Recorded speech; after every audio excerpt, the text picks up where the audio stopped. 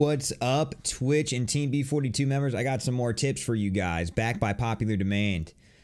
This time, we're going to look at the top 5 ways to achieve Twitch partnerships. Some of these are obvious, some of them are not, but you know what? I'm going with it. I hope these tips help you out in your Twitch journey. So number 5, as a Twitch streamer, be entertaining. This sounds very freaking simple, right? But you know what? People miss this all the time, right? People think that streaming is just you're playing a game. You know, you got to be a lot better. In my opinion, the way Twitch is nowadays, you have to do a lot more than simply be good at the game. You know, I think the way Twitch used to be is all you had to do was belong maybe to an esports team and be really good at the game. The market is so oversaturated right now with people that are good. There's a lot of people that are good at Fortnite. They're great at Fortnite. They're great at PUBG. You got to really stand out. And what do you got to do? You got to be entertaining. Try to have an entertaining personality to go along with your gameplay. Now, entertaining also means you're good at the game. You add your personality and just natural showmanship to it, and I think you're going to do a lot better. You're going to be a lot better off, and you can get a lot more traction very quickly. Number 4, start a community and network. So this goes with actually the next one that we have too, but start a community when you're fairly young on Twitch. You know, when you're just brand new starting out, start your community, and that way your community could grow with you. Now, Discord is a huge social media tool that not a lot of people know about. Now, the mainstream does not know about Discord. That's what makes it so special. Every Twitch user or every Twitch streamer should have a Discord of their own, whether it be a Discord for networking or just to tell people when you're going live. But give your audience a reason to be in that Discord, right? Make them want to be a part of it, so to speak. And you will grow with it, and your audience will grow. And if you're not growing, there's something wrong, right? So make sure you grow your network with your channel.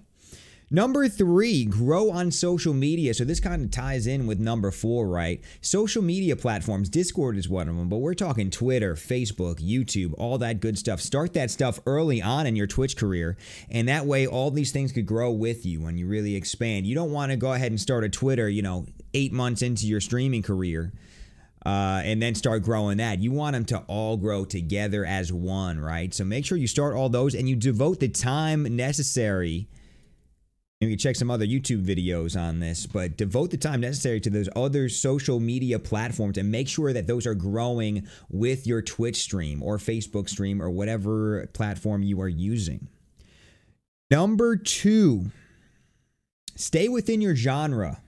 Okay, now you hear a lot of streamers saying, pick a game and stick with it. I disagree with that. I don't necessarily think you have to stick with the same game. Okay, you could actually change games. For instance, if you go from PUBG to Fortnite, that might be okay because they're within the same genre. Or if you're playing Battlefield and then you switch to Call of Duty, you're going to get a few people that are pissed off, but that's within the same genre. You're going to have the same viewers for that, as opposed to going from something like Fortnite to World of Warcraft or Fortnite to League of Legends. That is a completely different genre, and the viewers that were viewing you for Fortnite may not want to make that crossover into uncharted territory, so you got to be careful.